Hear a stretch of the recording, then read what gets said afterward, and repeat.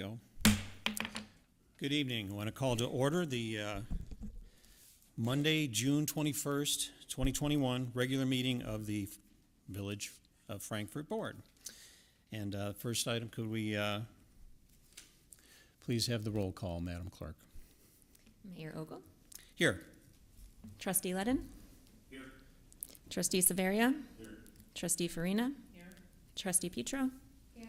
Trustee Borelli? Here. Trustee Rossi? Here. Attorney Mahoney? Here. Attorney Lamore? Police Chief Barica? And Clerk Schubert. All set. Thank you, Mayor. If everyone could stand with us, and we'll do the Pledge of Allegiance. I pledge allegiance to the flag of the United States of America and to the republic for which it stands, one nation, under God, indivisible, with liberty and justice for all.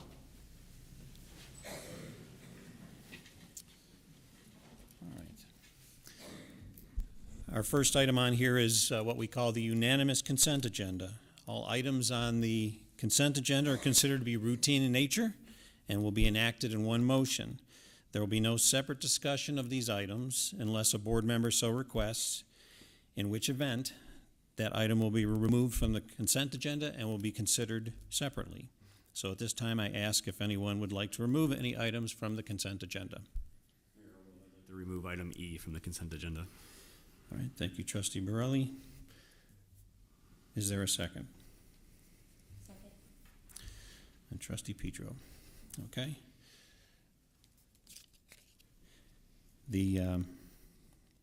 For the rest of the consent agenda, can I get a motion to approve the consent agenda as presented? So moved. Second. A first by Trustee Petro, second by Trustee Farina. Okay. We will be going through each of these items, and as we go through, so that the people that are in the audience, at home, or watching later on video can understand what we're voting on. So we will first go to Trustee Savaria for the approval of the bills. Thank you, Mr. Mayor. We had a light month for bills this month, totaling $338,323.69. Few items to point out. We had bill lawn maintenance for $13,485 for municipal mowing.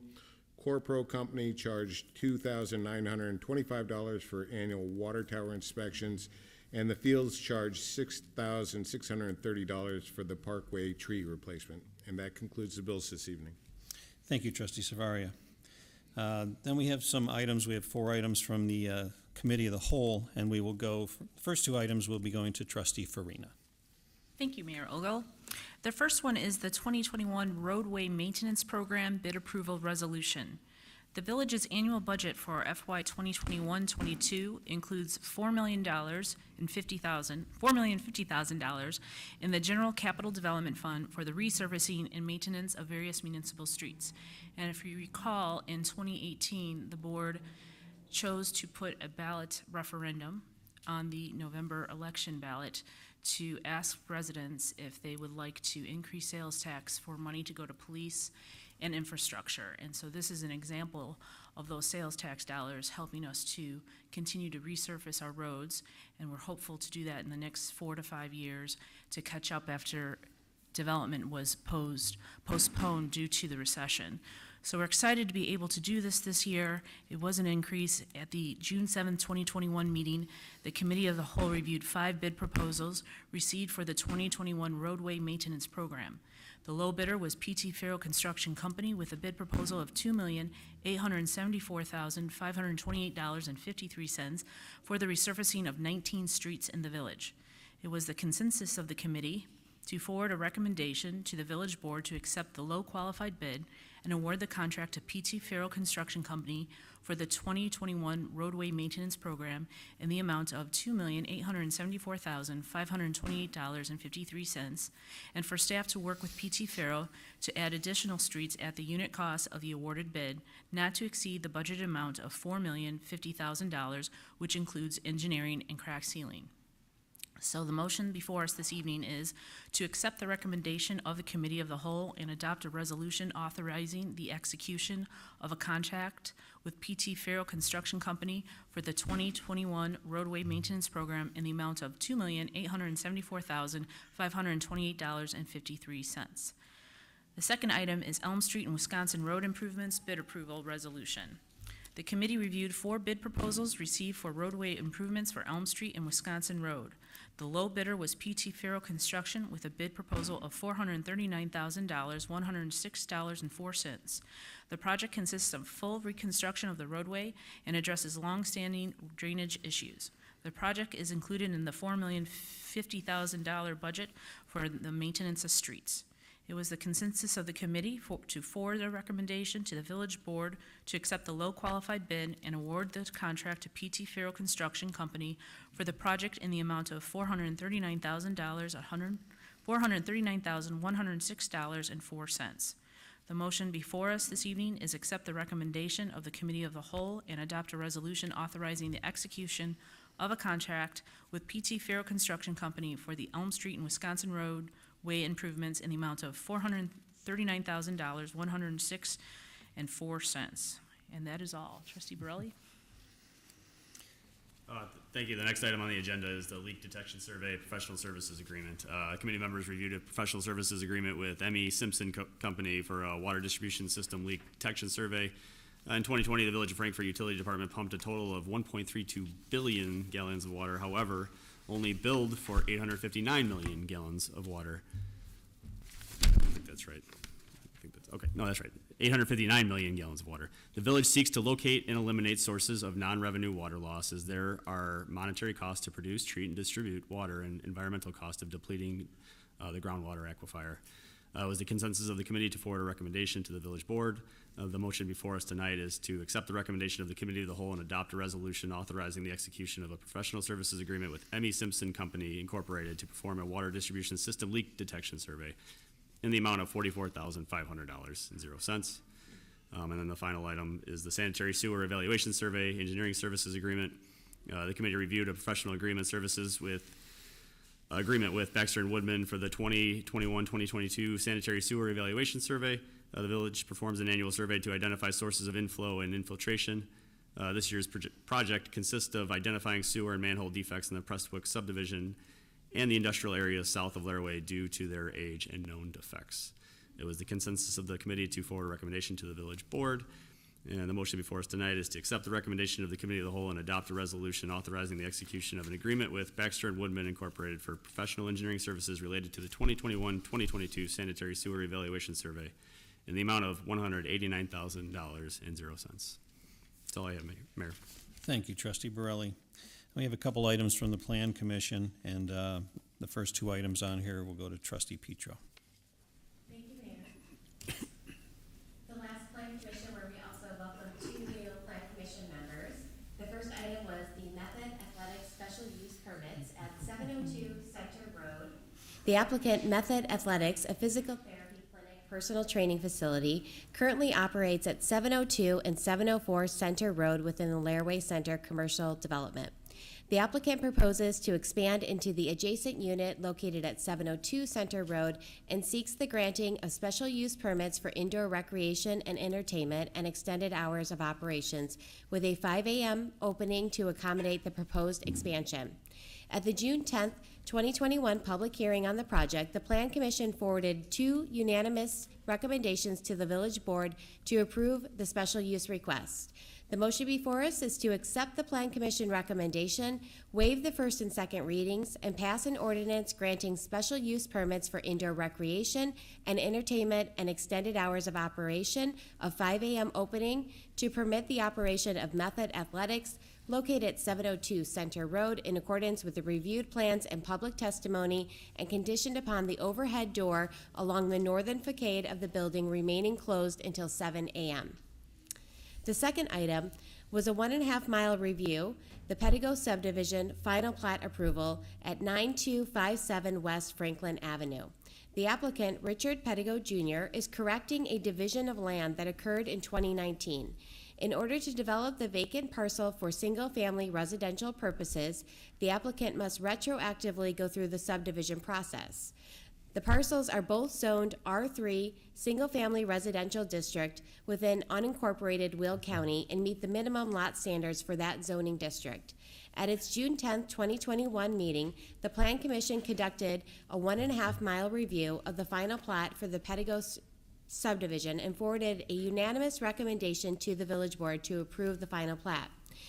The motion before us is to accept the Plan Commission recommendation and approve the final plat for the Pettigrew subdivision located at 9257 West Franklin Avenue in unincorporated Frankfort Township, prepared by Rudiger Tonelli and Associates and Company, latest revision dated 5/17/2021 in accordance with the reviewed plans. Thank you, Mayor. Thank you, Trustee Petro. Next item, we go to Trustee Rossi. Our last item for the commission is the plat of abrogation for 20523 Abbey Drive. Applicant Scott Coons owns the property at 20523 Abbey Drive in the Abbey Woods subdivision and is requesting a plat of abrogation to remove a portion of the existing 10-foot wide public utility and drainage easement in the rear yard. The abrogation of the utility easement is needed to construct a pool in this location. A plat of vacation Mylar has been received by the staff with signature of approval from Nicor, ComEd, AT&T, Comcast, and the Abbey Woods Homeowners Association. On the June 10th meeting of the Plan Commission, forwarded a unanimous 6-0 recommendation to the board to approve the plat. The motion goes, accept the Plan Commission recommendation and approval of plat of vacation and abrogation of the 10-foot public utility and drainage easement for the property located at 20523 Abbey Drive, Lot 8A, in the Abbey Woods subdivision, prepared by Joseph A. Schultz and Associates, dated 8/28/20, in accordance with the reviewed plans. Thank you, Trustee Rossi. Okay, at this time, Madam Clerk, would you call the vote? Trustee Letton? Yes. Trustee Severia? Yes. Trustee Farina? Yes. Trustee Petro? Yes. Trustee Borelli? Yes. Trustee Rossi? Yes. Motion carries. Thank you, Madam Clerk. We have the next item on here. We did remove item E. That was requested by Trustee Borelli and Trustee Petro. That item is Village Administrator Employment Agreement approval. Is there any activity in Mayor, I'd just like to make a motion to table this item. We have a motion to table by Trustee Borelli, Second? a second by Trustee Petro. Is there any discussion on this? Trustee Farina. I'm a little perplexed of why we're tabling it tonight. We had negotiated with our village administrator of 35 years, the contract that's in front of us tonight, and I do believe we need to move forward in good faith with our employee and our staff lead and move forward with his current contract. Any other comments from the board? Okay. Madam Clerk, would you call the vote here? Trustee Severia? Yes. Trustee Farina? No. Trustee Petro? Yes. Trustee Borelli? Yes. Trustee Rossi? Yes. Trustee Letton? Yes. Okay. Motion carries. Motion carries. That item is tabled. Next item on here is another item from the Plan Commission, which we will go to Trustee Ledden in just a moment. Just to be clear afterwards is that this will be a vote to override the Plan Commission's or not and grant a variance. And I believe that there are people here that may wish to speak in favor of this, as well as I believe there was someone that wished to speak who was in opposition to this. Trustee Ledden, would you please present the summary? Sure. Thank you. So this is the Rapcan Residence Driveway Variance located 11 West Sauk Trail. Applicants Thomas and Beth Rapcan, propose expanding their existing driveway at the residential dwelling located at 11 West Sauk Trail. The village's zoning ordinance, Article 6, Part 2, Sub 1, requires that driveways not exceed 28 feet in width at the property line and are not wider than the width of the garage when within 20 feet of the garage. The existing driveway is 17 feet wide and approaches a garage that is 23.9 feet wide. The applicants propose a 15-foot width addition to the north side of their existing driveway. The addition would result in a driveway measuring 32 feet wide, exceeding both the 28-foot maximum driveway width and the width of the existing garage. To accommodate the proposed driveway expansion, the applicants request the granting of a variance to permit the construction of 15-foot wide addition to the existing driveway. At its June 10th, 2021 public hearing on the project, the Plan Commission reviewed the variance request and considered the findings of fact from the village's zoning ordinance. The Plan Commission forwarded a split recommendation to the village board for the variance request, 2 members voting yea and 4 members voting nay. The motion we have before us tonight is to waive the first and second readings and pass an ordinance granting a driveway variance from Article 6, Part 2, Sub I, to permit a 32-foot wide driveway exceeding both maximum driveway width of 28 feet at the property line and the width of the garage when within the 20 feet of the garage for the property located at 11 West Sauk Trail in accordance with the reviewed plans and public testimony. Thank you, Trustee Ledden. Just to be clear, when the trustees vote on this, you will be voting in favor of the variance. This will be an affirmative, or you can vote no, which would sustain the Plan Commission's recommendation, which was a 2-4 vote against. Are the Rapkins here tonight where they'd like to speak? Yes. Please come up to the podium. Thank you. Copies of what I'm going to read. Would you like a copy of it? Sure. You can distribute to the board. Thank you.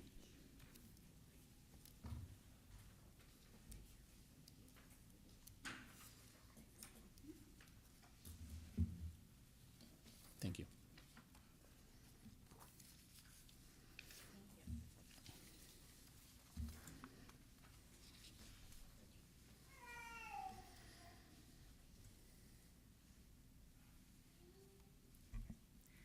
Good evening. First of all, I'd like to thank you for starting out this meeting with an open mind to our proposal.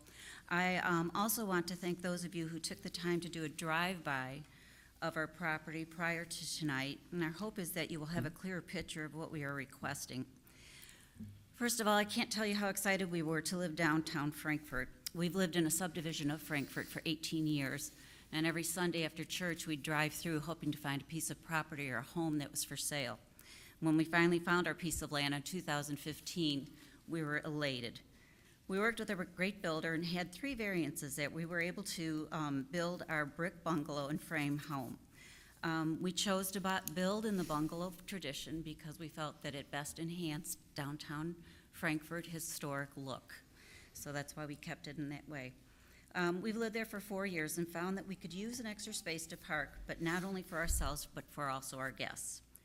Something we didn't fully appreciate when we were building has become increasingly obvious. Our street is a busy thoroughfare used not only by pedestrian traffic, garbage trucks, mail trucks, and red city work trucks, but also increasingly by delivery trucks such as Amazon, UPS, FedEx, and the occasional 18-wheeler, I'm sorry to say. We have issues besides safety. If we park 1 or more of our vehicles in the street or a guest parks there, there's the issue that our mail won't be delivered if we park too close to our mailbox. And we can't park there when there's more than 2 inches of snowfall. We live across the street from St. Peter's Church, a great neighbor to have, but they also have a busy congregation, not only on Sundays. During the school year, they have a busy preschool that has parents lining up through their parking lot out onto Sauk Trail and over onto Ash Street. That happens at both 9 a.m. and 11:30 a.m. It does create a road that becomes only 1 lane with our vehicles parked on the side of the street. As evidence of that, our street was recently striped with solid yellow lines marking out lane usage. When we questioned why, this was last week, we were told by that Sauk Trail was marked from Harlem Avenue all the way to Ash Street due to heavy traffic and to keep people in their own lanes. I can tell you it hasn't helped with that so far. We did some measuring of our own and found that our section of Sauk Trail in front of our home is actually only 31 foot wide. It goes down to 25 foot wide at Sauk and Ash. Compare that to Ash and Oak Streets at 35 foot wide. This is why we feel that street parking is so dangerous and possibly harmful not only to our own vehicles but for people passing around them. We were very surprised to hear the zoning board's decision. Chris Gruba, the senior planner for the Village of Frankfort, had written a very encouraging note in his address to the Planning Zoning Committee. In it, he stated that the Old Town Homeowners Association had received a copy of the variance request and had no objections. Along with that, there was a recommendation that the village board approve a driveway variance to permit a 32-foot wide driveway. We thought with both of those and the information that we provided that we would receive a more favorable outcome. As it was, I did not encourage the zoning board members to drive by the property ahead of time to get a better idea of what we were requesting. And I'm not sure that that would have taken place at the time or if they were required to do so, but I felt that it would make a more informed decision for this board. We have since done our homework on the members of the zoning board, and to the best of our knowledge, not one of them live in the downtown historic proper. In that regard, we don't feel that they best represent the residents in this area and what we deal with on a daily basis. So that basically we felt that they had given us 3 variances when we built our home, and two of the board members referred back to that they both remember giving us 3 variances. On their minutes, they said that they gave us variances due to our driveway, but that's not how I remember the conversation going when we talked to them. We never requested one back in 2015. No, it came with our building, setting our house, how we set the house on the lot. That was what the 3 variances were for. None of it was about a driveway. Right. And we were told that we should have known what we were getting into with parking when we built the house in 2015. Well, we had a 2-car garage and we had a driveway, but we didn't know until we experienced it. And the third thing was lack of green space. One of the members on the board said that they walk by our house every day and they could see our house and that we did not have enough green space. But when you compare our home to a lot of the new homes in the area that have green space and have cement driveways from the front to the back of their driveway, 5 feet from their property line, we have as much green space. We have over 100 trees and bushes planted along with annual flowers that we put in. And it's very well taken care of. And so we're asking for just a small additional parking space. It would be well hidden from the street view, done professionally to match our existing driveway, and finished with professional landscaping to keep it out of view from people passing down Center Road. The minimal green space will be disturbed. We would like to lessen the chance of our vehicles being damaged while parked on the street or over at St. Peter's parking lot. We would like to lessen the chance of our vehicle causing an accident because of blocking the view of oncoming traffic. And there are several spaces in our alley that provide additional parking for those who own those backyards. So we're not really an exception to the rule. We have sent out our 17 certified mailings and spoken to our immediate neighbors, and there doesn't seem to be any opposition to us putting in this parking space. And my husband has a few We have some pictures. examples. I don't know if any would like to see them, but it's about the issues we have and the reason we feel we should be able to do this project. I don't know if I could just pass it out. Sure. How we're gonna do this. As you can see the example of the green space. This is, and we feel we have plenty. We've added quite a bit, trees, shrubs, as you can see. And if we didn't have the alley here, and we had requested a variance, our driveway would actually be here if you're comparing to all the new construction. So basically, we got more green space here with these small lots. And right now, this is the way we park up. If we park straight up, we're out in the alley. And our proposal is to extend it so we're off the alley for security and safety reasons. And this is part of the new proposal too, is you won't see it. It'll be minimal view from the street. And this is traffic that goes up and down constantly through our alley. And as you can see the trucks. All right, this is when, if you're looking, pulling out of the alley, you can see how we have a blind spot there, oncoming traffic. And this is the, if we're parked here, these cars are parked up down, all the way down the street and down Ash, and they're lined up there. So, and this is the stripe, they just painted that they don't want us to go over. And as you can see, the trucks are over there. We got this, there was a funeral going on here today, so you can see that it's built, all the traffic. And the parking lot was full of cars from the funeral. And then on Sundays too, maybe even fuller. And these are trucks that are going up and down Sauk with the stripe that they're driving on right over the middle of it. And these are comparison to houses of other houses that were okay for driveways.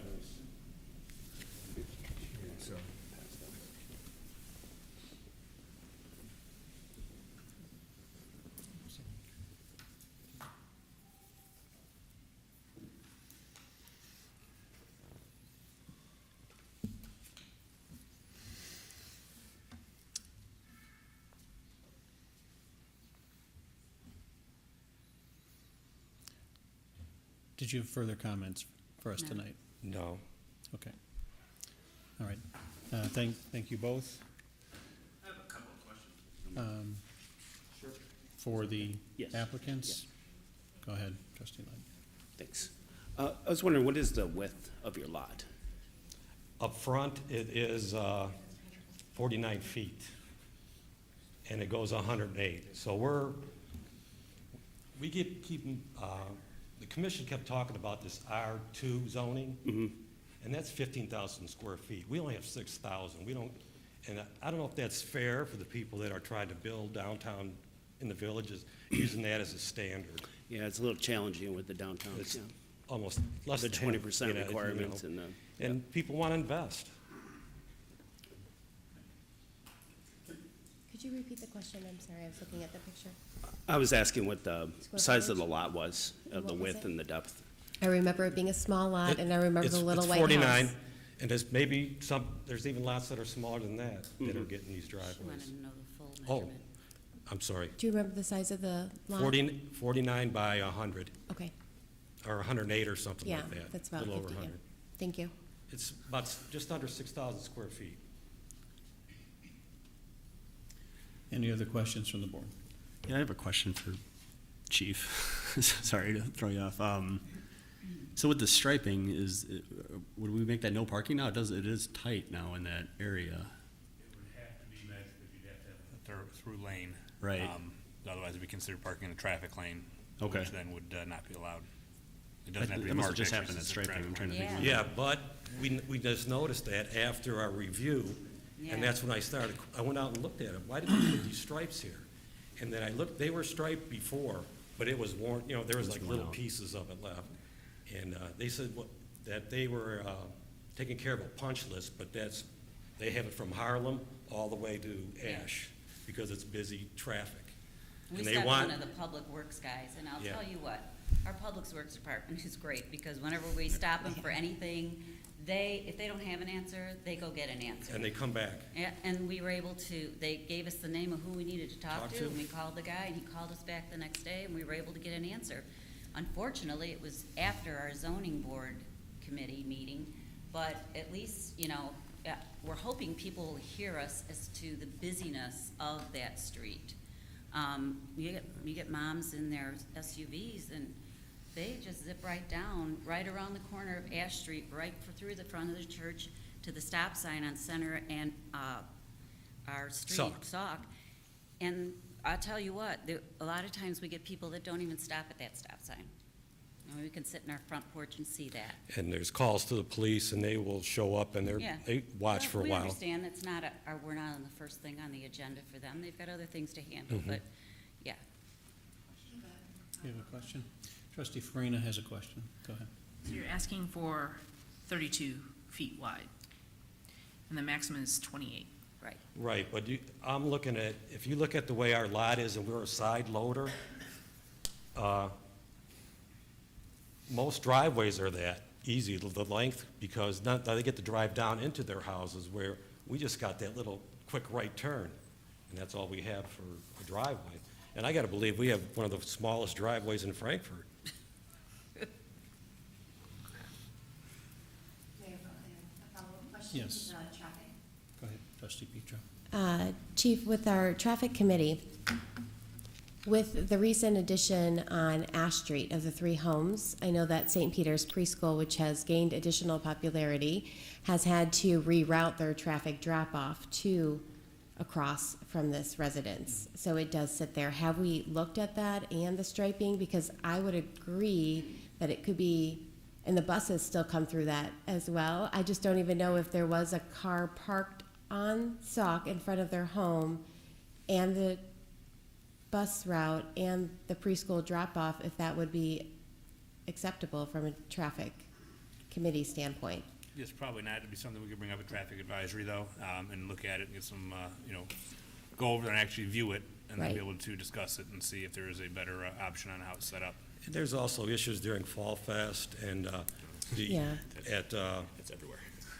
Founder Center, they always have things going, and they park in that area there. No, I appreciate that, especially some of the exceptions, but I do think there's been a shift in traffic patterns since you had your initial building and the first public, No, this has part been with pretty the much the whole preschool. time.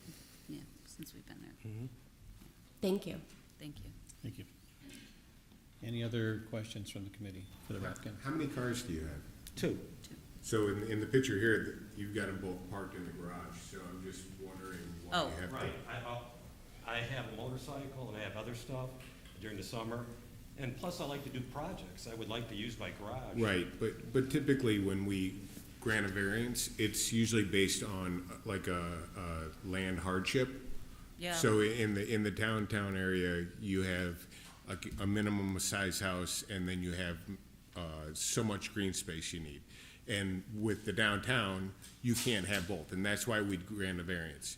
Here, I'm wondering what your land hardship is, other than the fact you want to, park your motorcycle there. The inconvenience of having to park wherever instead of in my own driveway. Well, you could park in your garage. Not if we need to use the garage Yeah. for another reason. Just like everybody else You know, uses their garage. so we just for want to everything. pull out our vehicles to be able to use our garage, get in the attic. And if we have guests, we really don't want to have them parking We out on still the have to deal street. with the winter, It's just, and we do have people.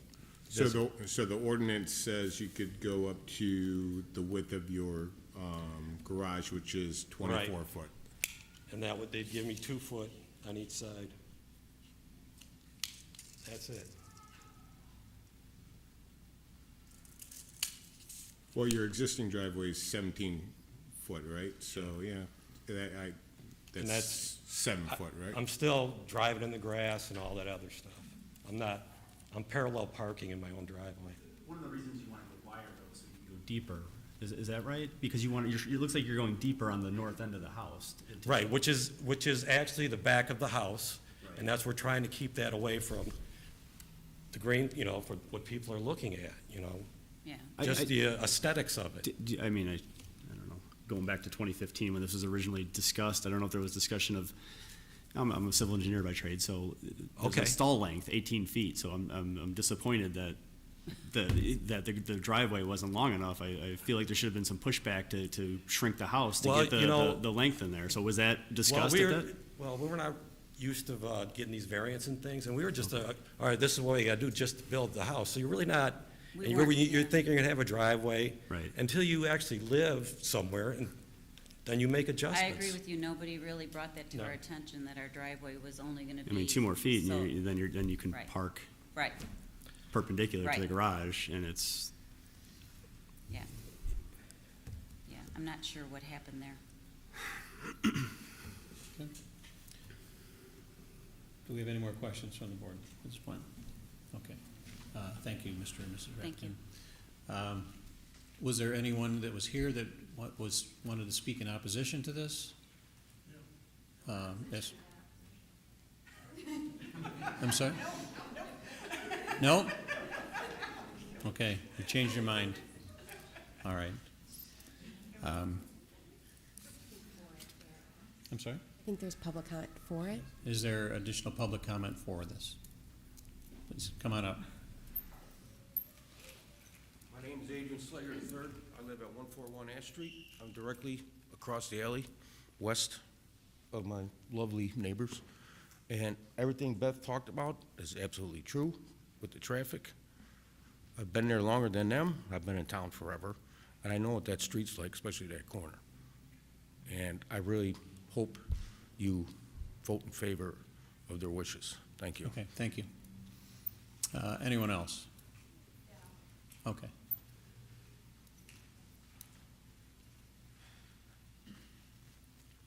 I'm Mark Tepper, and we're the ones who built the three houses. So we probably caused part of this, but I will tell you, when we're coming out of our house and we're at 202 Ash, and you try to get a center, and the street's just clogged with people in the morning trying to get through. If somebody was parked on the north side of the street, there's just no way you can drive through there and get around that with all the traffic. And it's backed up all the way down Ash, probably a good block some days. So putting a car in the street would just certainly be an issue. Okay. All right, thank you. Anyone else? Okay.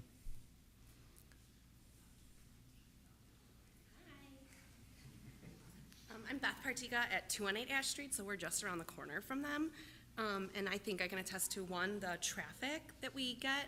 I think, unfortunately, they probably get even more than us, but a lot of people come down Ash Street and then come over on Sauk Trail to get to Center, coming to and from the downtown and out of the downtown area. We actually went to the traffic committee and requested a no outlet sign because of that, because there is a surprising amount of traffic that still ends up back there. And then obviously we're across from the preschool, and so we know between that and the buses, that street gets a ton and there's no way to go around cars there in the morning. And then the other thing is, just from someone who walks by there almost every day, their driveway is barely visible from the street. And I think if they're going north, you wouldn't even be able to tell the difference in the size from the street where they're at, that the driveway was any bigger. And then I'm sure you guys know from looking, but they also can't park perpendicular to their garage like most of us can. And so I think their only option then for extra cars or to pull a car, they can't pull it out of their garage and just park in their driveway like most of us can if they need to use their garage. So then they're stuck on the street, which isn't really a viable option for them. So we would say we were in favor of them being able to extend the garage. That's it. Thank you. All right, thank you. Anyone else? Okay, at this point, I'm sorry, go ahead. Yes. And this is kind of a unique experience for Frankfort, because I don't remember a prior instance like this, and the vote of your colleagues on the board is really governed by Illinois state statute in this instance. And so when the Plan Commission denied this request, and since this is done by village ordinance, the issue before the board is a village ordinance, it requires the affirmative vote of 2/3 of the board. So in this instance, 4 trustees have to vote in favor of it in order for it to be approved. Thanks, Mayor. Thank you. All right, at this point, this would be an affirmative motion to approve a variance if you're voting yes, or if you're voting no, it sustains the denial by the Plan Commission. So can we get a motion on the floor, please? I'll make a motion. Trustee Ledden, Second. second by Trustee Farina. Is there any discussion from the board? Further discussion? Yes, Mayor. Go ahead, Trustee Petro.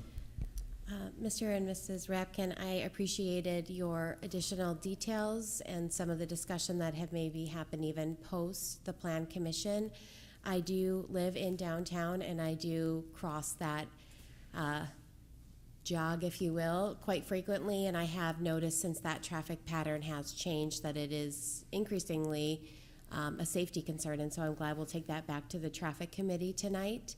I also want to recognize that the Downtown Historic Design Guidelines had been accepted with the 2019 Plan Commission, so that was following the variances in build of your home.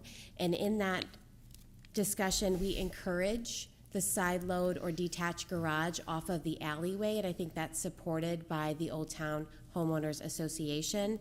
I drove the alley several times in your property several times. I do believe that you've done a very nice job with your green space that you have. I do remember the lot in the home that was there prior to. And in this case, I support our plan commission and have great faith in their decisions.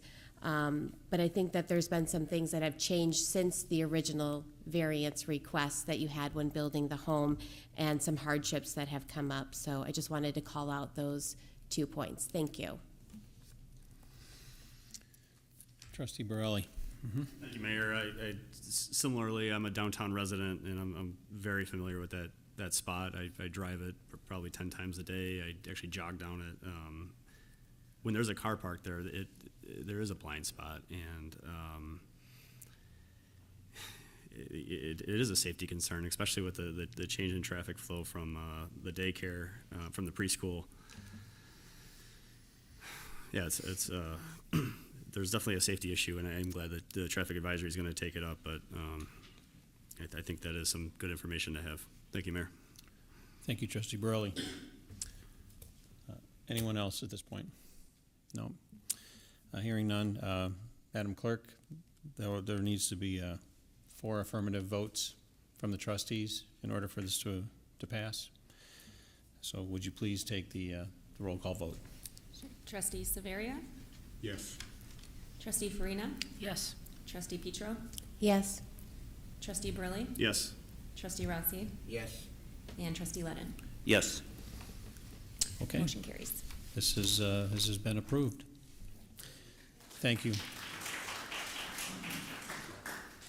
Can I park there and fall fast? Just got one comment to make. We appreciate your votes, and we'll do what we promised.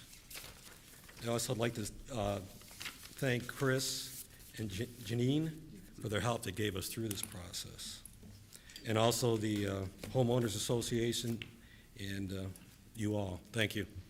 Thank you. Thank you very much.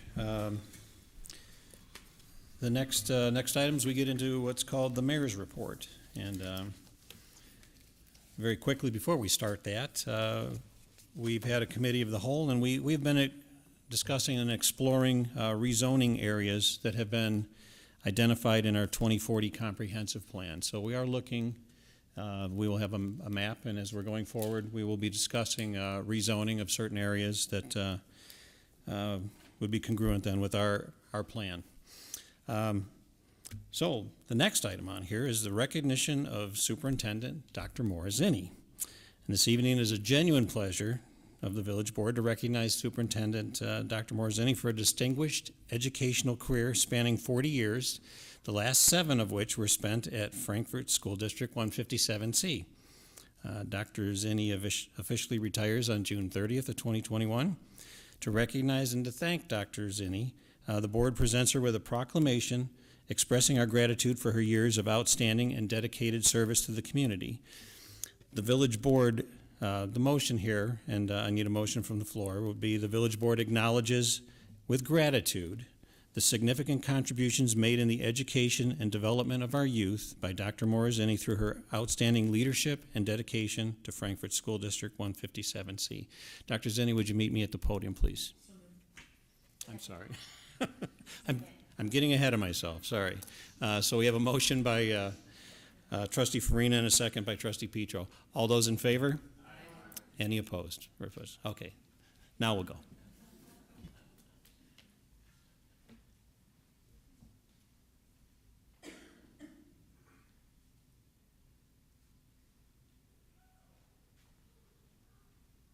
So excited to present this to you. I jumped right ahead too. But just some highlights. I don't think we want to read all of That's this, all do right. we? No, Please. no. But your exemplary school designations from the Illinois State Board of Education for all 3 schools, National Blue Ribbon recognition of Hickory Creek Middle School, expanded special services for children with unique educational needs, and expanded access to technology for all children in the district. Dr. Zinni. Thank you so much. Thank you. Sure, sure.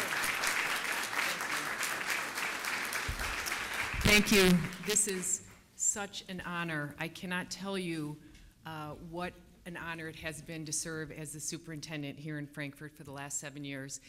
This is one unique community. You have all chosen the most wonderful community to raise your children and to be an active member in this community.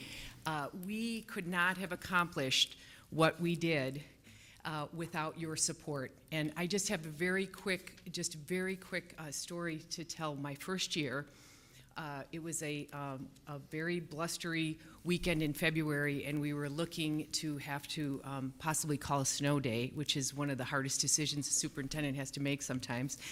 And I got a call from Mayor Holland at the time, Sunday morning, and he said, Maura, if you're going to open schools, I'm going to be out there driving the plow to make sure the schools can open and everyone can travel there safely. And that was just the beginning of a partnership that we had with the village. In so many different ways, you have supported the work that we've done. Every time our students come back with a state honor, you take a special time to do a resolution similar to this one for those children.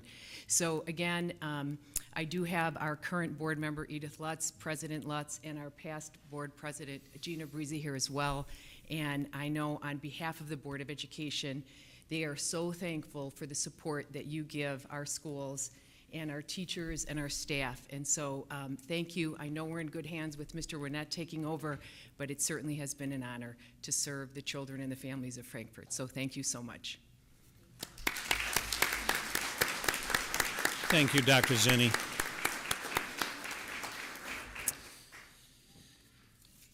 So we're back to the mayor's report here. And the next item on here was our annual Fishing Derby Award winners. On Saturday, June 12th, we had over 45 young anglers attend the annual Get Hooked on Frankfort Fishing Derby, which is sponsored by the Village of Frankfort. Winners in the 3 to 7 age bracket included Parker Santor, who's age 6 of Frankfort, for the biggest fish caught, which was 9 inches. Maddie Hoots, age 6 of Frankfort, for the most fish caught. She caught 13 fish.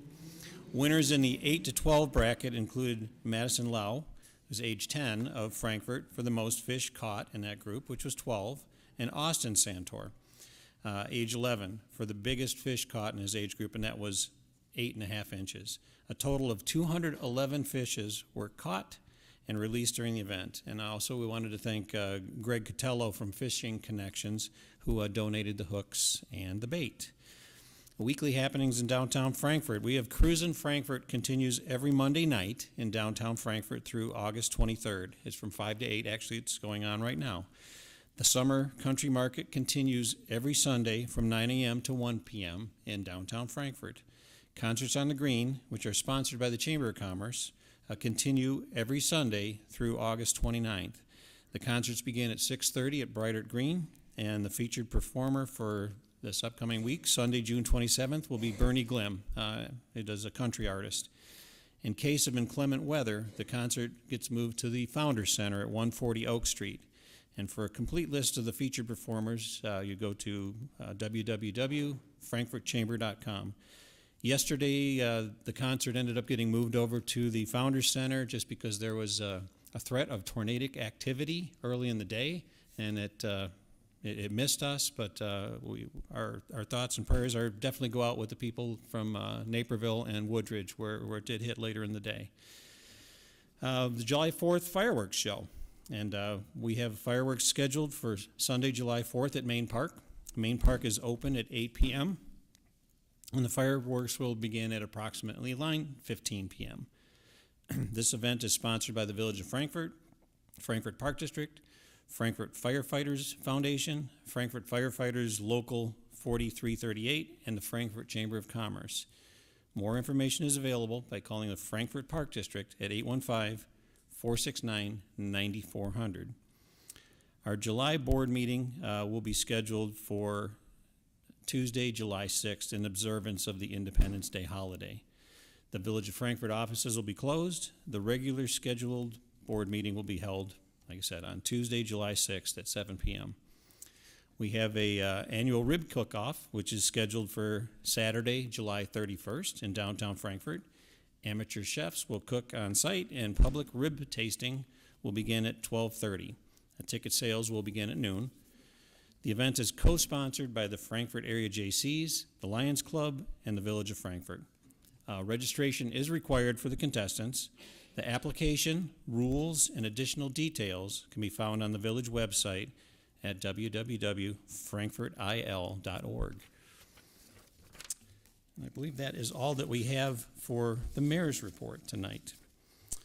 And so the next item on here is board comments. And so we are going to start with our clerk, Katie Schubert. Thank you, Mayor. I just have two comments tonight. One, as an employee of Frankfort School District 157C and a parent with two children there, I think this honor to Dr. Zinni was well-deserved, and I wish her the best in her retirement. Also, as clerk, part of my position is being responsible for records here in the village, and it was a few years ago that we have gone through our records and made sure that we're in compliance with the Secretary of State. And we just met, our Deputy Clerk, Teresa Cork, set up a meeting with the Secretary of State, and they assured us we are in compliance, but we do need to go back through and review everything. So I am in the process of doing that currently, and when I'm finished, that will be presented to the board. And that is all I have. Thank you, Clerk. Trustee Ledden. Just real quick, I also would like to congratulate Dr. Zinni on her fine service to the community and to the schools, and to wish all of you on the board a happy belated Father's Day, to all of you in the audience as well. Hope you enjoyed your day, and I look forward to parking at your house during Fall Fest. That's all I have. Thank you. Trustee Savaria. Congratulations, Dr. Zinni, and I do want to say I'm happy to say that the cruise night is back in Frankfort from a brief hiatus, and glad to see it, and I think we're missing it now. So, Yep. But that's all I have. Thank you. Trustee Farina. Thank you, Mayor Ogle. Congratulations to Dr. Zinni. One reason people move here to Frankfort is because of our strong school district, and so she does a phenomenal job, and she will be missed. And I have two boys in 157C, and they're getting a great education thanks to her leadership. Also, I too am excited. Cruise night's back, as well as rib kickoff. I think my husband may actually be in the contest this year. I'm encouraging him. He makes some really good ribs. So it's nice things are open. I know Fall Fest is still looking for volunteers. They have a meeting this Wednesday night in the chamber office. If anyone's interested, all are welcome to join and learn more about our Fall Fest and the different volunteer opportunities. That's all for my report tonight, Mayor Ogle. Thank you, Trustee Farina. Trustee Petro. Thank you, Mayor Ogle. I wanted to recognize our village staff and highlight just how good Frankfort is looking. I don't know if you guys have seen Public Works leaf and branch pickup and the flowers, and also how lively Frankfort has been with our village-sponsored events that we had just discussed that are upcoming. I had a little fisherman in the Derby. I think we should advocate for the smallest catch award. I think he might have won that one. I think Parker was like super lucky in the little division. I think he actually might have took the biggest and most, but some great awards, and staff has really been working diligently to bring those events to life, and it's great to see everybody back out. I also want to congratulate Dr. Zinni. I could not be more thankful for our 157C schools, having two girls in the schools and one on his way into kindergarten very soon. I know that other school districts, and they were just very well supported, and the kids did great during this pandemic year, so wishing her a wonderful retirement. And lastly, I'm just encouraged to see so many people in the audience today. I'm always guided by the public comment principle that, you know, when you come to a village meeting or a plan commission meeting, that's sometimes as close as you come to government. And so we encourage, you know, public comment and participation, and if things are on your mind or you want to connect with us, whether you're coming to a meeting, whether you pick up the phone and call me or you email the board, I just want to say we want to hear from you, especially about things that are important to you. So thank you all for being here tonight. Trustee Burley. Thank you, Mayor Ogle. I don't want to be repetitive, but this is worth echoing. I really have to say, congratulations to Dr. Zinni and thank the entire school board of 157C. I've had all three of our kids in 157C during this pandemic, and it's been awful, obviously. It's been awful for a lot of people. It's been really difficult on the children and their learning, especially the young ones. We have two at Grand Prairie, and some of the decisions and things that they had to do to keep the schools open is unbelievable. I can't imagine what they were going through. They reacted quickly, adapted quickly, and came up with a plan. And I think the COVID rate at 157C was still very low, even though we were in person. So it just couldn't be a better place. Couldn't find a better school district to live in general, but specifically this past year. So thank you, Dr. Zinni. Thank you to the school board. And that's all I have, Mayor. Thank you, Trustee Burley. Trustee Rossi. Quickly, I guess to repeat, congratulations, Dr. Zinni. I have 5 grandchildren in the district who all are excelling, which is a good sign of how great the school district is performing right now. Second thing I have is, remember 4th of July, we do have a fireworks display here, and I know I'm going to preach safety, but let's use that for our fix for fireworks. Instead of doing them at home, instead of, shooting them in the backyard, let's come up and all enjoy it here as a community, and let's keep everybody safe. I really don't want to see anybody injured this year with fireworks. That's all I have. Thank you, Trustee Rossi.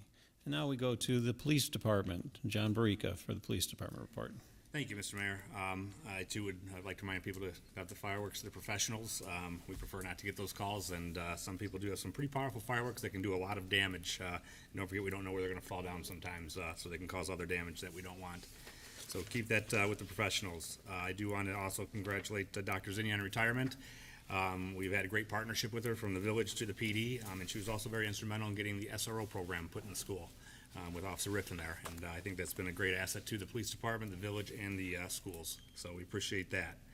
I wanted to thank Will County EMA and New Lenox CERT for their assistance when we had a missing person. They quickly came out, and although fortunately we found him through different means, he was safe, but it was great to have them come out at a moment's notice, and we had many of them, hundreds of them out in no time to help us search and look, so that was great, and we appreciate that. I wanted to also send condolences to the Keegan family. Deputy Chief Keegan, family was longtime residents of Frankfort. They had moved to Florida some time ago, but it's unfortunate passing of his father suddenly. So condolences, prayers, and thoughts to them. And finally, of course, please lock your doors, take your keys and key fobs in, and put your garage doors down at night for the hashtag 9 p.m. routine. That's all I have. Thank you, Chief. Are you also going to do the village administrator's report tonight in the interim? I tried to sum it all up in that one together. Okay, all right. So I went a little bit longer. All right, so that's it.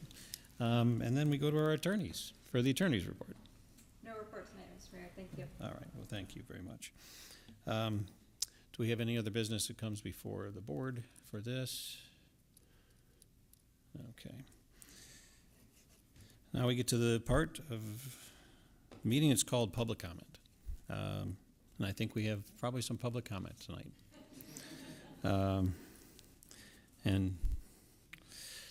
Who would like to start? Okay, sir, come on up. Good evening. My name is Greg Bird, B-I-R-D. I'm a resident of Prestwick subdivision on Aberdeen Road.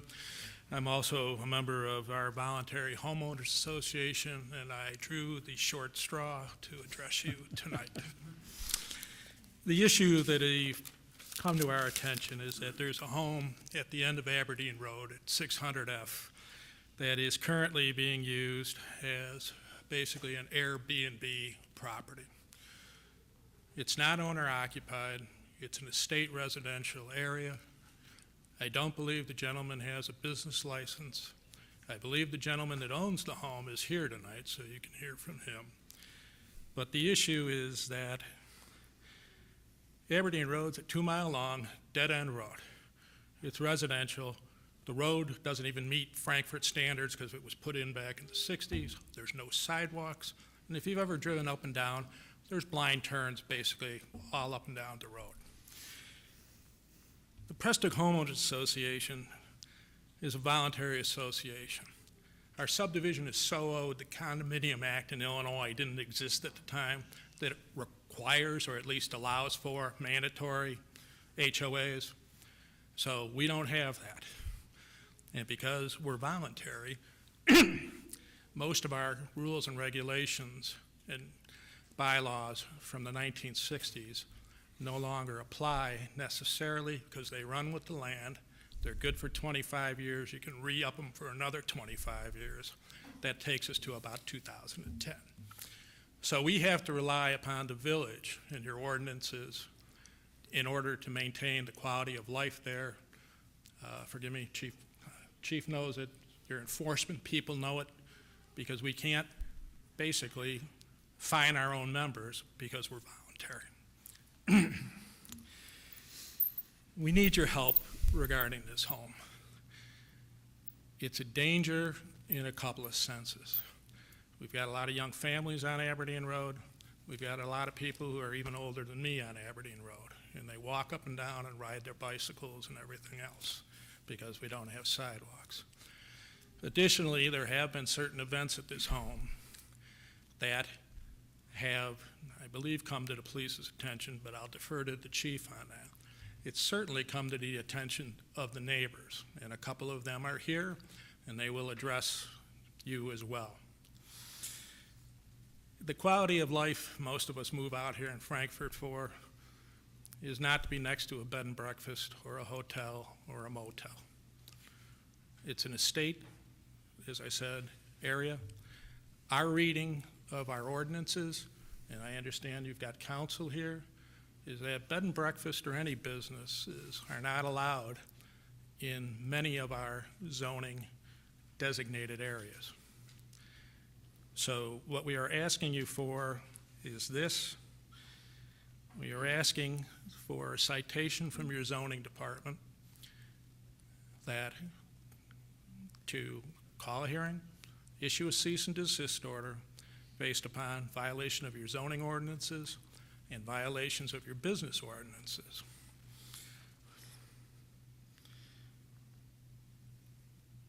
Because of the short notice that we had of this problem, I found out about it Monday.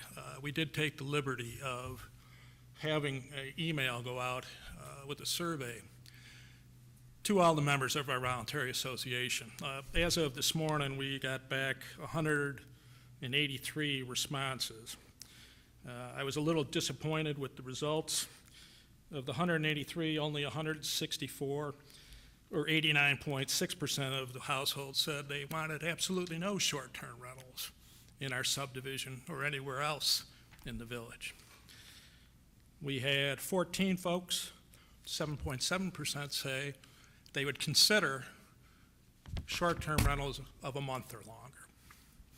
And then we had 5 folks, 2.7%, who said any type of rental would be okay with them.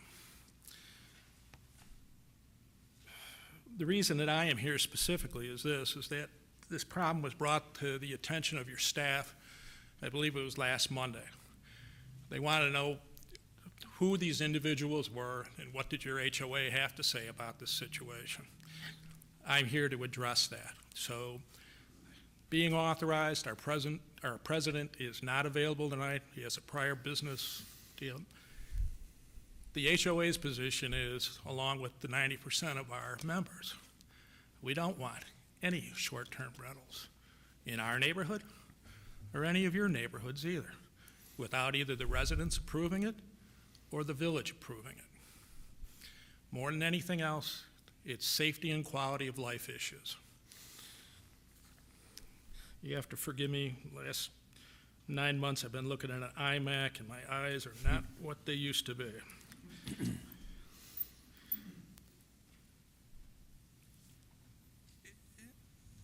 I want you to hear from at least a couple of the folks who are most impacted by this. I'm trying to stay on facts here. I live about a half mile away. Honestly, my house is so up on a hill and everything else, I don't even see the road half the time. But other folks have to live with this day in and day out. It's our understanding after reviewing the Airbnb results and the ads up that there are rentals scheduled through at least the first week of August. And one of the things that we are concerned about is the situation that happened in Tinley Park, I think it was 18 months ago, where there was an Airbnb rental, and literally the horses showed up, and there's 60 cars out there, and assorted problems. Most of the folks behind me, we want to do what we've been doing for the last 40 or 50 years. I've lived in my home on and off since '74. There's 20 people out here who lived out there longer. We want it to be a quiet neighborhood. We want it to remain quiet. We ask you to enforce your ordinances. We ask you to cite them, both in violation of the business ordinance and the zoning ordinance. Have a hearing. We'll come on down. We'll wait for your legal counsel's opinion on this. Candidly, I would think they would already have their opinion on this, because this couldn't or shouldn't come as any surprise to anybody here that at some point in time, some subdivision would be facing this issue. If you've got any questions for me, go ahead and ask, but I'll tell you this, I really don't have any personal knowledge of exactly what happened on the nights that this property was leased out or rented. Anybody? Trustee Petro. Thank you. So the 183 responses, so you said voluntary HOA, is that the number of homes that are in Prestwick, or is that just the number of homes that are in the HOA? It's the number of households, but it is not the entire, I don't have the numbers in front of me. I think there's, Mark, 270 or so? 450. And there's my ignorance. So there's 470 households.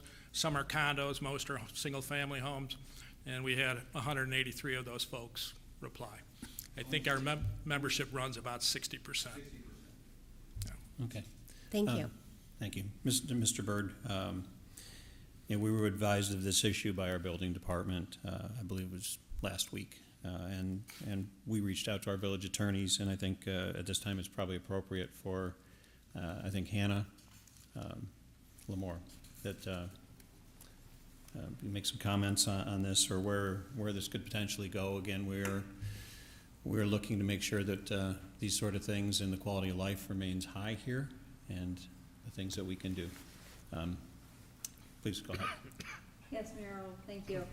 First, as you noted, the line of first defense in these situations is looking to the HOA. So I appreciate the information that you did share today. And if you have those covenants, if you want to share those, we'll take a further look at that.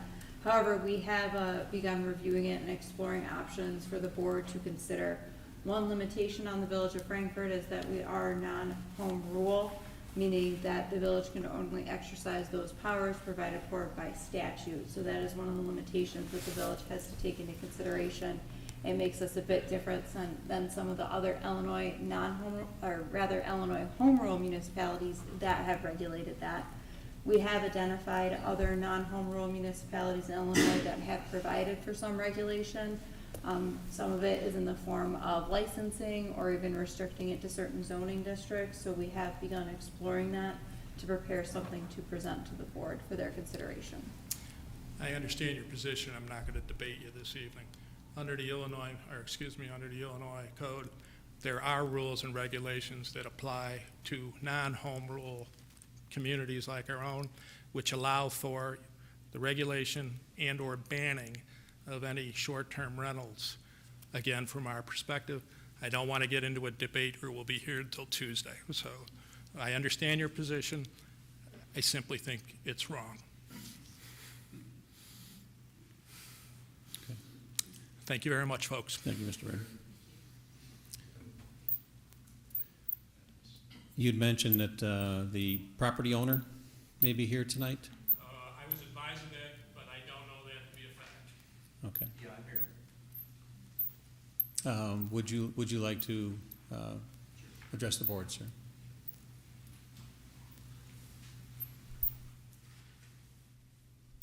Hi. See, I'm not really prepared for this.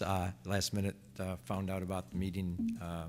So yeah, and I'm not here to tout or talk you into the virtues of having short-term rentals, but I do want you to have some facts, because I've been seeing rumors, I've been seeing things posted on the homeowners association that just is not true, and I would like to at least give you the context of what's going on. So first of all, I bought the house to rehab it and to flip it over a year ago. We've put about $120,000 into a vacant home that was vacant for years in this great subdivision, and we've put a lot of money into that subdivision, or into that home.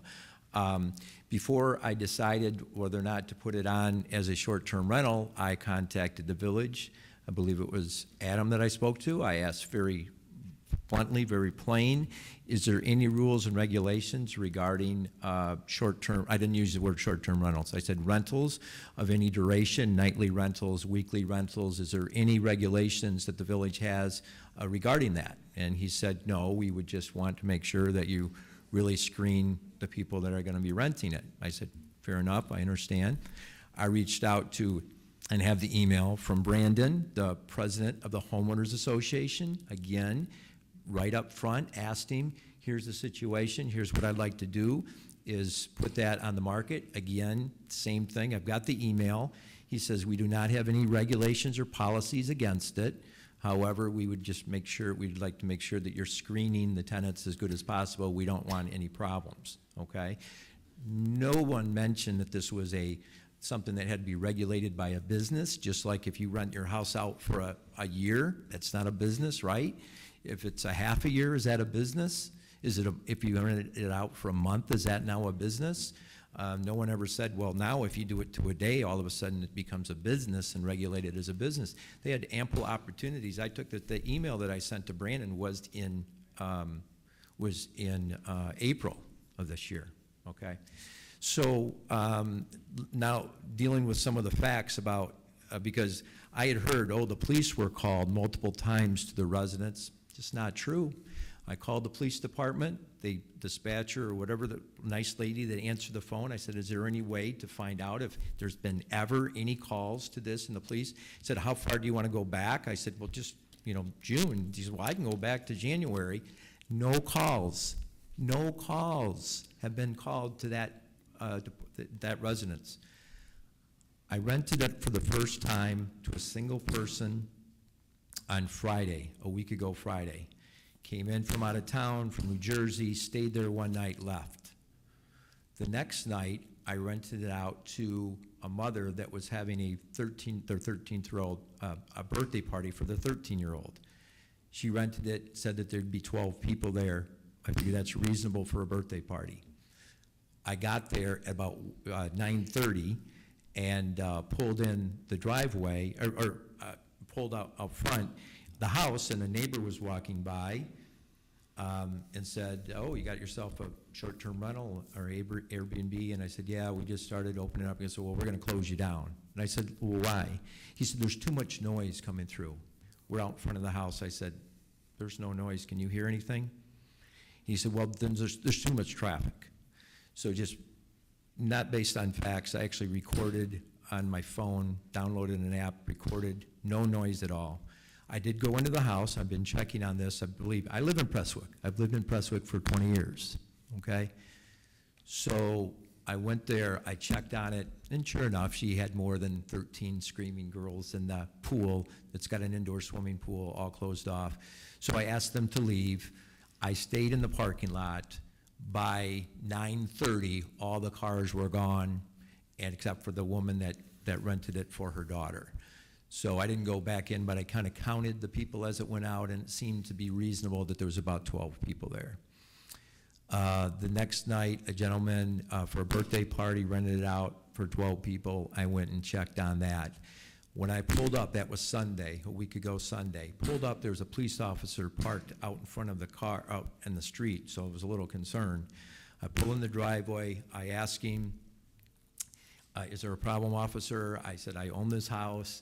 I know there's a party going on here. Is it too loud? He goes, no. He goes, you didn't call me? I said, no. And he goes, well, if you know Aberdeen, there's a little lover's lane at the end. a little dead end there. He said, no, somebody called me that there was a car down at and I checked it out. I told him to get a room and pull their money together, and he laughed. He had his window down. We're talking out in front of his house where this wild party is taking place, supposedly, and all this noise, and the officer and I are talking, and his window's down. He never once said that he heard a peep. So again, this is, I think, what they're talking about the police being called there multiple times. He was checking on somebody at the end of the driveway. And I confirmed it by calling the police department because I thought, maybe I didn't know, right? I'm not there all the time, but I'm checking as much as I can.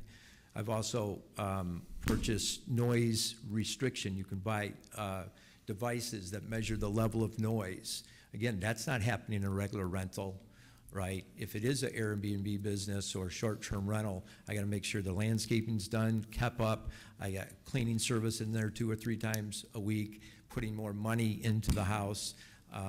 So my last 2 tenants, last 2 rentals, one drove from St. Louis, Missouri, just to stay at the house for their children, family of 6. Rented it there. I felt kind of guilty because they run all this way from my house. I had to make sure everything was perfect.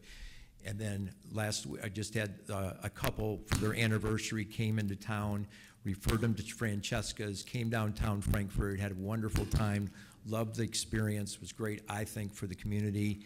And we had one other renter, I think, since then.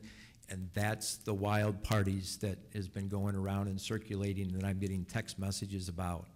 So I love this community, as everybody behind me does. I want you to make the right decision for the community, but I also want it made based on facts. And just because someone's running it one night doesn't make them a bad person, doesn't mean that they're gonna cause disturbances any more than somebody renting it for a year, or a homeowner that's not able to keep up with their property and not having the resources to put money into it to keep it up. So I understand, Aberdeen is like this, and it's a difficult road to navigate even when you know the road. And so I get all the reasons, believe me, I get all the reasons, and I understand that, but I chose to come here. I had a nice conversation with Brandon. I'd be happy to answer any questions. I do plan on putting the house on the market, which was kind of the plan anyway, but while it's sitting there, I thought, hey, let's try this. I have a lot of friends that are very successful investors with the short-term rental business that brings people to the community. If it's not coming and staying in Frankfort, yeah, you're kicking them out into other communities, and they're also spending their money there too. They're shopping at those other communities, and they're going to restaurants in the other communities. They're not gonna come to Frankfort when they're staying at another place. And it kind of surprises me that because I've heard this said 2 or 3 times referenced this bad house in Tinley Park. So if there's a bad rental for a yearly rental in Tinley Park, are we not going to allow you to rent your house out if you want because of one bad experience in Tinley Park? I think you're more logical and, rational than that. I hope you are, because that's the reasons that I'm hearing that it's a bad idea. So if you have any questions for me before I leave, I've said my piece. That's all I wanted to do, is just let you know what the facts are. The police has not been called there. You can call the police department and ask. I did. Okay. Okay. You have any questions? Sir, this is in public comment, so we thank you for your comments. Oh, there are quite a few other people that would like to make comments, and we will be taking this between our building department and the village and our attorneys, and to work with the homeowners to try to come to some resolution too. So please, ma'am, come on up. Probably about 14 or 15 houses away from this street or this house. And as you can tell by the gentleman just said, there's a lot going on there.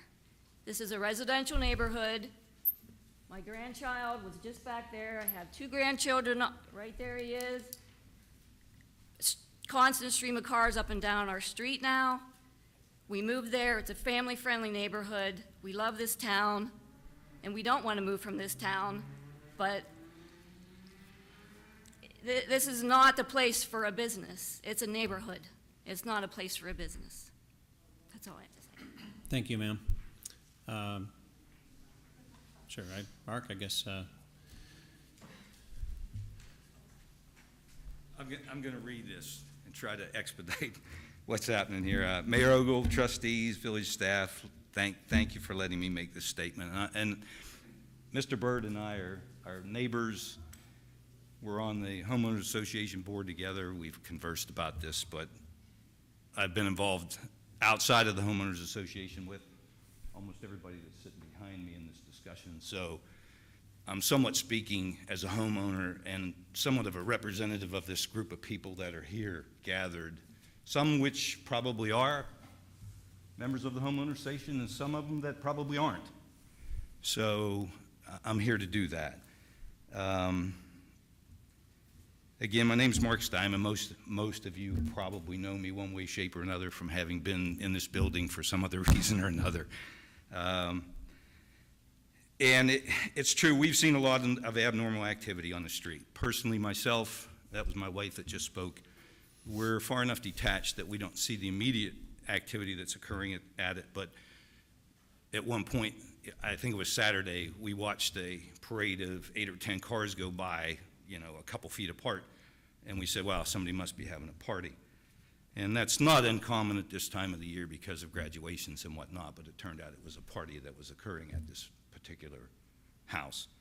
But outside of that, I can't personally comment about what was going on there, but that obviously prompted a lot of discussion amongst a lot of these people that are sitting here, if not more. This is just a representation of the people that have been communicating either via text or social media or whatnot. So this is just a small snapshot of what's going on behind the scenes, folks. And that's something you need to keep in mind, that it's not small. But once we understood what was actually going on here, and we started discussing this break in normal daily routine that we were seeing, a group of people decided that we were going to approach the village as rapidly as possible to do what we normally do when we see an enforcement issue in need. And that was, you know, to come like we did, and I was one of the representatives of the homeowners, not the homeowners association, that showed up last Monday to file a complaint with your building department in regards to what we perceived was a violation of your existing zoning ordinance. I won't get into the details in regards to who I am outside of here, what I've been in my past or whatever, but I will highlight that once we got involved, I started digging into it, and I've heard this non-home rule municipality several times, but it prompted me, Greg also, to dig into and understand that the municipality section, which is 1113.1 of the Illinois Municipal Code, provides corporate authorities, you guys, the power to divide the municipality into districts or zones and enforce the rules that you put within that ordinance. So it's out there, it exists. I hear you. And part of that is that you can control the uses, which you have done when you drafted this ordinance decades ago. And you have to believe that prior village administration knew they had this right to put this ordinance together, or why would they have bothered? I mean, you all were intelligent people, and the people that came before you had to be intelligent people, or why would you have wasted your time putting together an ordinance with issues inside of it that you couldn't very well support? Now, having said that, inside the ordinance, there's a table that clearly shows bed and breakfast inn and hotel motel activities are not permitted in any residential area outside of the H1, which is the historic district. I don't know the reason why they chose that it was allowed in the H1 district, but it's certainly not on that table anywhere else.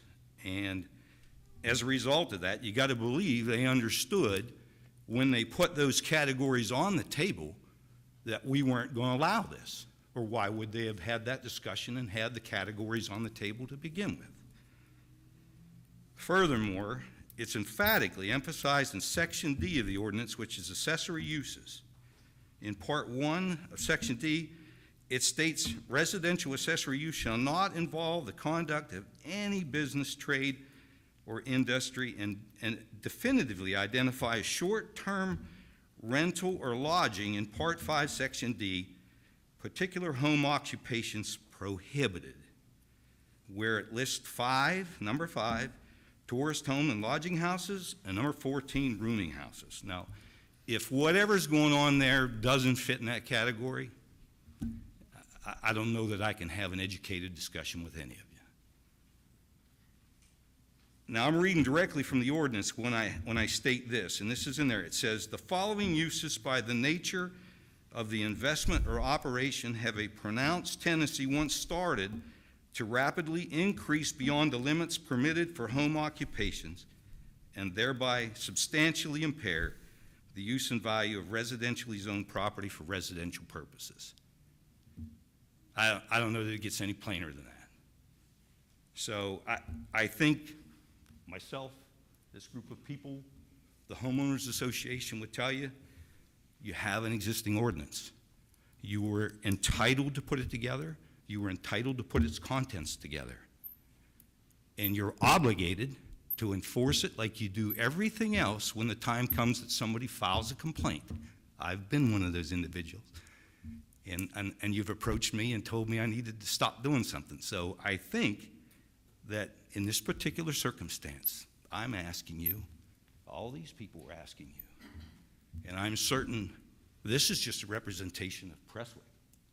Carry this outside and go to any other subdivision you have. Greg, are we at liberty? Oh, you already did. 90% of the people in the subdivision want you to enforce the ordinance that you have in place. That's all we're asking. Thank you. Mark, would you do me a favor? Could you give that document to our attorney that has some of your references, if that's okay? Yeah. Okay. Yeah, I mean, it's right in your own ordinance, so it's 260-some pages, so it takes somebody with a little bit of patience to read through it to understand what all's in there, so. Sure. Your other points of reference in there too, but no, All right. I appreciate it. Thank All you right, very thanks. much, and thank you for your comments. Wow, thanks very much. Yes. Oh, sorry. Yes. Mr. Mayor, trustees, thank you so much. I appreciate the opportunity for public comment tonight. I'm a mayor on, a resident on Prestwick, in Prestwick, and I love the community. My wife and I moved in 3 years ago. We lived in the city for 10 years, got it out of our system, and decided it's time to come in. My wife grew up in Tinley Park. We loved Frankfort. I said we'd never go that far south. Ended up, and we've got some of the best neighbors, and the police department's been great. Everything has been fantastic. I think what I want to reiterate is not the law, not any of that. It is the quality of life that Frankfort creates. As a young father, 2 years old, we look for these harbingers of change in communities. And when you start to see short-term rentals, when you start to see vacant houses that aren't being put up on the market, it becomes a concern. It becomes a concern for the neighbors. It shouldn't be a concern for just Prestwick. It should be a concern for the entire village of Frankfort when we think about what we want this community to be. The other day, and I want to be very clear, I don't know if this has anything to do with that rental, but I can tell you in 3 years I've never had a problem because all of our neighbors look out for each other. The other day I was walking with my daughter. We had I'm so angry about this. I was walking with my daughter, and I was getting the mail, grabbing the newspaper. She's 2, and she was running along. We've got a big, wide space at the bottom of our hill, and she was running along, and she goes, "Look, Daddy, a cup." And it was a Miller Lite 40 that had been tossed out the window. If any of your 2-year-olds ever walk up to you with a Miller Lite 40 that has been tossed out the window on your residential street, you will begin to think about the community you live in. And I want to make sure that as you all sit and evaluate, and I know the lawyers are going to go through, they've got all this stuff, you'll figure it out, but as you think about the responsibility of a board of trustees who are responsible for maintaining a quality of life, I want you to consider the quality of life that you expect for the kids that live in this community that are eventually going to stay in this community. Because I hope to raise my kids here, I want to stay in this community. I think it is critically important that we put a stop to this type of behavior before it begins to spread to other places. You do not spend $500 a night for an indoor pool because you want to have fun with your family for 2 days. Maybe you do, most of the time you don't. That is a party house. It is planned to be a party house. It's That's exactly what it is. We need to be intelligent when we think about it. And I really appreciate all of you giving up your Tuesday nights, or Monday nights, I guess, to be here for probably what is the most thankless job in government. Trustee, I'm sorry, I know everybody's got, I have to tell you, I appreciated your comments earlier. When I first started my career, I was in high school getting ready to go to college. I called a state representative in Missouri where I grew up, and I said, I really want to learn about government. Can I intern for you? And he said, if you want to learn about government, go volunteer at your planning commission for your local community. You'll learn more about government than anything for the planning commission. So I appreciated your comments. They hold true for me. But as we think about the planning, guys, please consider a 2-year-old picking up a Miller Lite 40 and saying, Daddy, a cup, because it's not the type of community any of us want to raise our kids in. Thank you so much. Right, thank you. Yes, please. Just take 1 or 2 minutes. I live on, congratulations and respected board members. I live here on the same house for the last 41 years on Aberdeen Road, which is a dead-end street, for 41 years. Ray Rossi Mayor was my good friend, and so was Jim Holland. But this is the first time I ever come to a village hall meeting in 41 years. So this should tell you how concerned we are. And just to rebut, if my son comes to me and asks, Dad, can I take your car? And he drives at 130 miles an hour, and he comes back without an accident and without a ticket, it doesn't mean that he was abiding to the spirit of the contract to take my car. Rental is one thing. He is calling the village, he's asking for rental.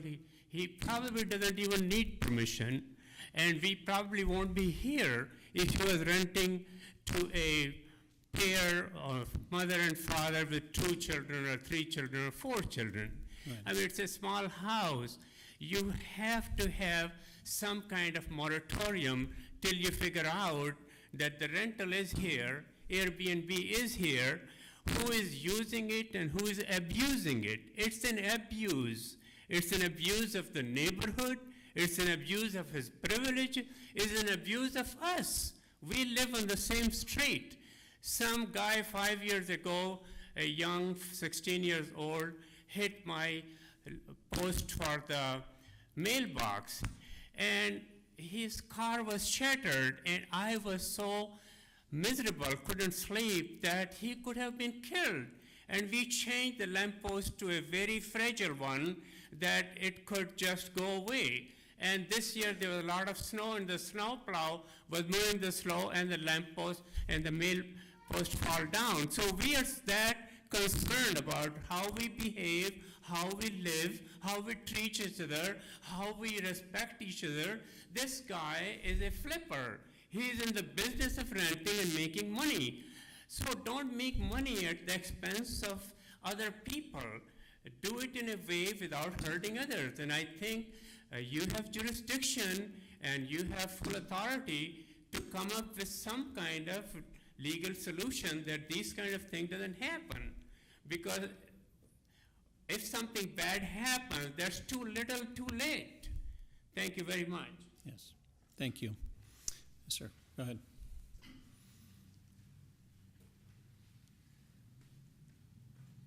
Good evening, council members. My name is Dr. Ronald Testa. I'm here wearing 2 hats tonight. One, I am a resident of Prestwick. I live on Plymouth Drive, which is a little cul-de-sac off of Aberdeen, a lot farther away from down at the end of the street. Secondly, my hat is I'm here representing Prestwick Country Club. I'm the vice president of the club. So I'm here from Prestwick to listen to what was going on, because obviously our one hole backs up to that particular property. Okay, and as I said, I'm a doctor, so I deal in facts and try to deal in science as much as is possible.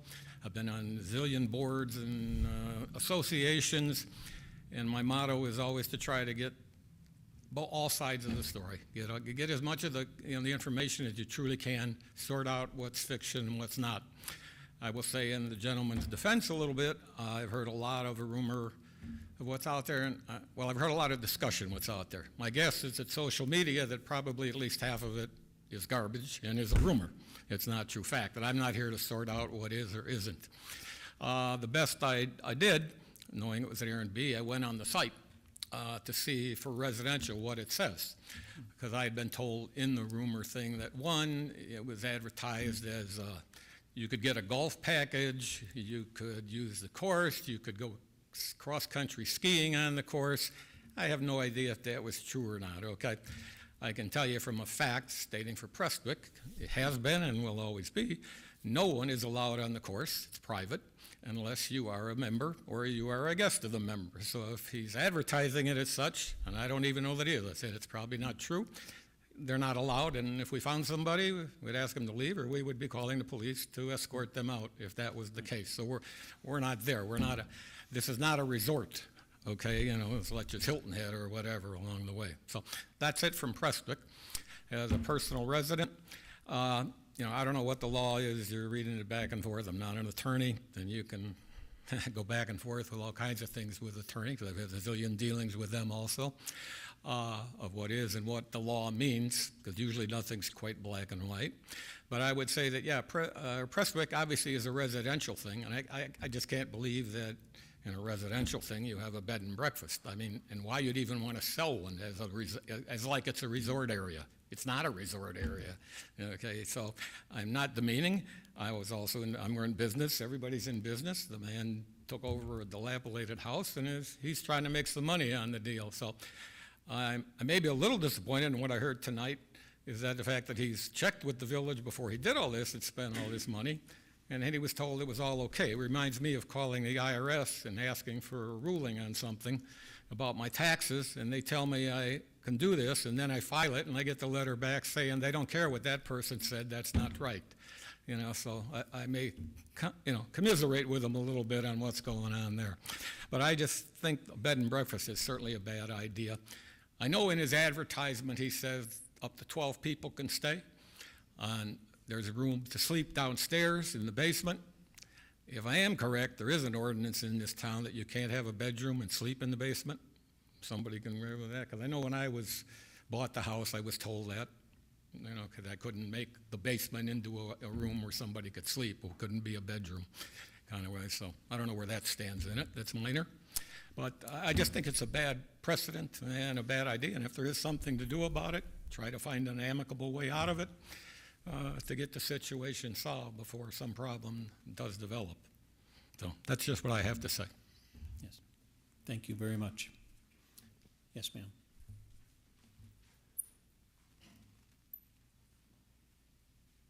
Hello, my name is Ann Hussein, and I've also lived on Aberdeen Road for 40 years. So I have the Airbnb listing. Yes, it shows pictures. The home is not that large. You know, a majority of it is a pool. So I don't know how he's advertising it for 12 people. Now, all of you live in Frankfort? So do you want to, what if this house was next to you and you said you have small children? Do you want to wake up in the morning and see 12 different people in the house next to you every weekend? If you see the bookings, it's booked most of the weekends throughout the summer. And you said that you want to make money while you're ready to sell the house. Well, isn't the house ready to sell? Put it on the market. That'll solve the problem here. We don't need to have an Airbnb in our neighborhood to have 12 people in our home. So, please be our advocates.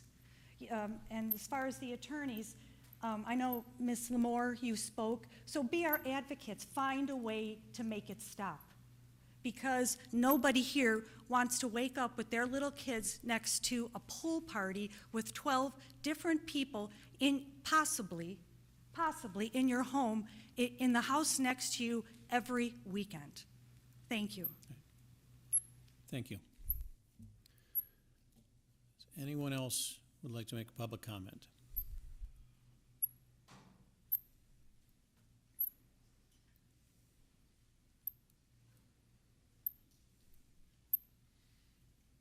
I want to thank you all. I recently stayed down in Lido Key in Florida. And while I was down there in an Airbnb, I couldn't help but notice while I walked up and down the streets that there were signs in almost all of the yards that said, "Stop the Airbnb rentals." I started to feel bad when I was walking around. The only thing that I noticed is as I was walking on the streets, there was so much traffic going up down the streets that my daughter and I had to keep stepping off to the side of the road. And it really got me starting to think, you know, I'm contributing to the traffic problem that was in this local community.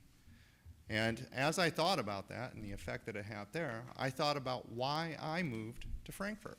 I moved from Glen Ellen, a very nice town. When I grew up in the country, I thought I was going to find a nice lot that had a lot of trees on it, and I moved to Glen Ellen. It was great. The thing I hadn't thought about is how busy 53 was. After a number of years being there, about 8, I thought I'd try and find someplace else, peaceful, without the traffic.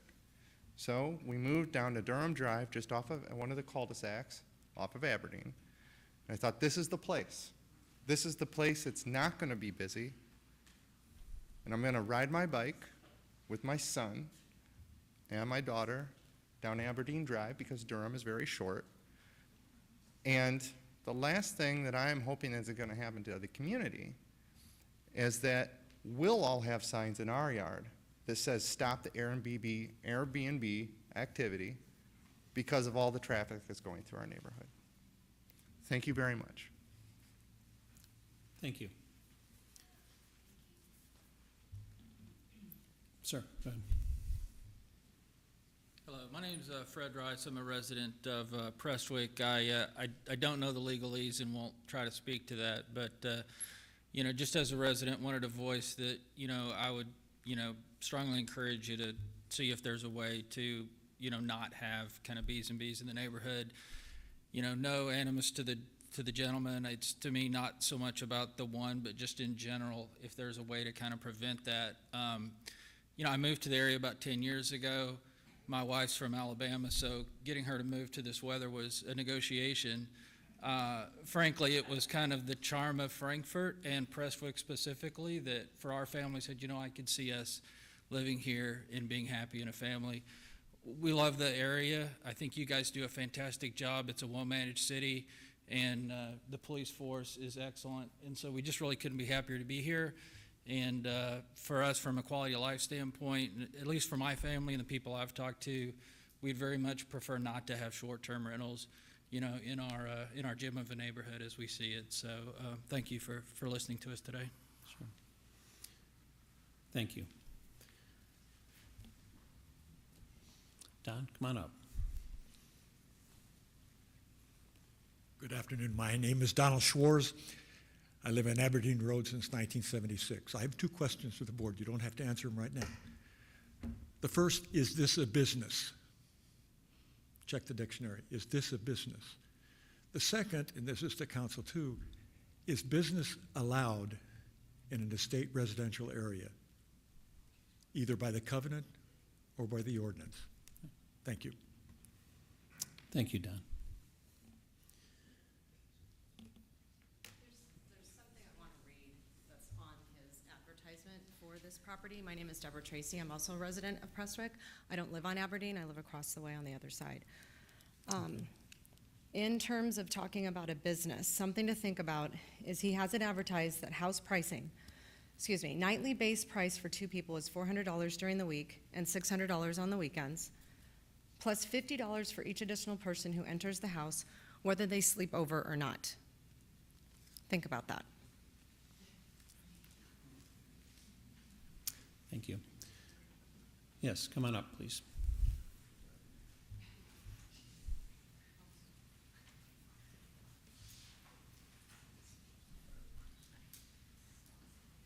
My name is Debbie Mancari, and I've been a resident on Aberdeen Road for the past 12 years. And just one point that I wanted to make was that the gentleman who owns the Airbnb said that he's had 3 rentals so far, and 2 of them have been for parties. So 2/3 of the rentals that he's had have been for parties. So if you can kind of extrapolate and kind of see where that's going, I think that that might help to help you to make your decision.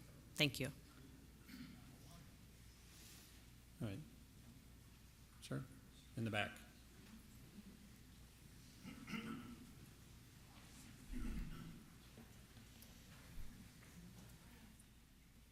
Hello, everyone. I am the neighbor. that lives the closest to this house. My other neighbors that are directly surrounding this property, I have spoken with. They are not here tonight, so I can't speak for them, but I think they are in agreement with our feelings. I'm not going to get into all the things and the history of this property and everything else, but there is an issue that's happening here. They have rented it out. Some of the tenants, renters, whatever, have actually been nice and quiet. Others have not. Sometimes they make the noise, sometimes they don't.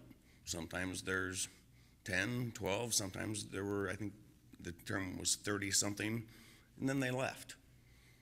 The next mornings, they're usually out because they're not smoking inside the property, although I have seen the windows open and them smoking outside of that, but that's not for me to say that I was walking the dogs. But they sit on the back patio in their morning gear, but all these different times we see different people. I think it's been more than 2 or 3 peoples, but it's just every day we see different people. The thing that I really want to bring up is one of the first nights of the larger party, we had several groups of people come and knock on our door later at night thinking we were the party, simply because my cars were in the driveway and my kids were both home and one from college, and then their friends were there, so they knocked on our door thinking it was our house. We have also had several circumstances where the food delivery people have delivered food. Aberdeen is a unique street. There are more than 100 homes on Aberdeen, and all the homes have to be between 500 and 600 in their numeric number. So we have a lot of alphanumerics. 562, for example, I think goes to M or some big number. Mm-hmm. I'm on the end of the street where I live at D, second from the end on the right. There is no A and B. There is a C, D, E, and F. So it's just a unique thing that sometimes the delivery people, and I know that the folks at 600 East, sometimes they get things mismailed because they think it's 600 East Aberdeen, and there is no such thing as East Aberdeen. But there are a lot of people that go in and out of that house. They do park along the different roads. I didn't move into this house almost since 2003 thinking I was going to live next to a Motel 6. I would just expect that the village would, since the homeowners association doesn't have that teeth to do what it needs to do simply because of the 60s and the 70s were when this was done, and the internet and the Airbnb and cell phones weren't around back then. So I would ask that the village uphold some sort of zoning control over this, and I hope he sells it. I hope I have great neighbors, because I think that most of my other neighbors like me. They seem to sure ask me for an awful lot of favors, and I do it very, very easily. So I thank you for your time. Thank you very much. Sir, yes, once again. Repeat one thing. I wasn't paying attention for one moment. The gentleman who owned this place said he's only had 3 rentals. When I looked up on Airbnb yesterday, I guarantee you there were 5 testimonials about how nice it was and what he did, and I think there was a 6th, so it couldn't have been 3. So I don't know who's. That much is fact. All right. Yeah, I didn't say 3. Somebody else Thank you. extrapolated. I named 3 of the rentals What's that? that I gave you. No, there's been more than 3. Okay. So you exactly. Yeah, I think there's been 5. Okay. So folks, we are definitely going to investigate this with between your public comments and have our attorneys look into the actions that the village can take. We are your advocates and we are your partners here, and we'll do this in a legal fashion. And we will get back to everyone to let you know how we can work together on this. Do we have any more public comment for the evening? I just want to, do you have any timeline for this? Because we will be back on July. Yes, we'll be back. 6th.